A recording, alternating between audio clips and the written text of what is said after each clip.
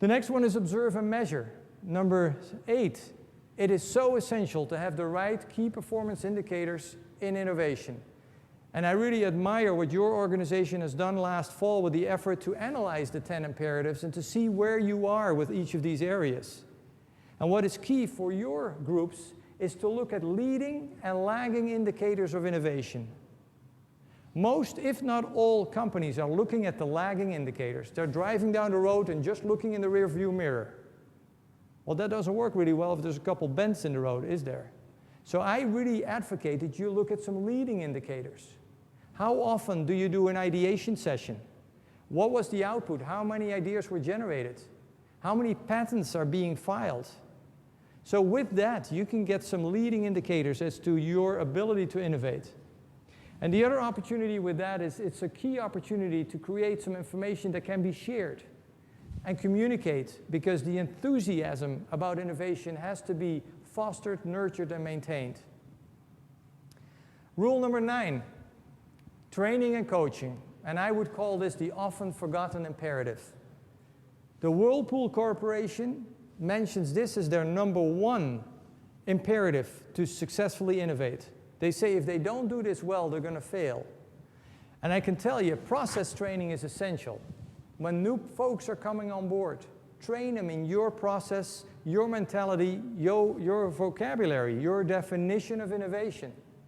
It's absolutely essential. The Rexam company, who makes the metal cans for aluminum cans for beer and Coke and plastic packaging that bought Airspray, they got so enamored with innovation since they bought us, they launched an innovation effort and they kicked off everything with innovation.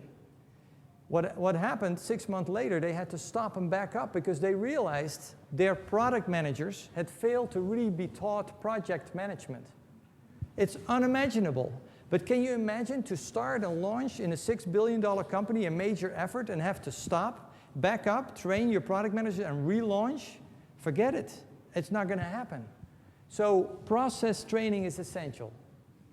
Now with training and coaching really comes best practices. And I am all for, and I think best practices could go first and beyond innovation, because with innovation you create next practices. And on January 12th, 100 years ago, Amundsen reached the South Pole. And he gave me, when I read up on that in a great book about the race to the South Pole, he gave me the best story on why we should honor and look at best practices first and foremost. Amundsen had traveled through the Northwest Passage, and he lived with the Eskimos for a year before he attempted to race to the South Pole. And what he learned by doing and observing was that fur was much better than wool, that you traveled much faster over snow with sleds and skis and dogs versus anything else. And like that, he learned a lot of things, and he applied it, and he raced to the pole. He reached it on January 12th, 100 years ago, and Scott, who went the innovative route, failed. He had a mechanical contraption, an engine that was going to travel over snow that failed within a mile. He came with ponies that couldn't stamp on the snow and sank through them and were killed. He had brought one set of sleds with dogs as a backup, and he ended up walking to the pole. He got there a month late, and he paid the ultimate price, his life, because he never made it completely back. He made it within a mile or two of his ship. He died. And I'm just saying, if there isn't a stronger message that you better apply best practices within innovation than anything else. By the way, if you're interested in this stuff, there's some great material on National Geographic with pictures of the images of these two trips of 100 years ago. Best practices and innovation.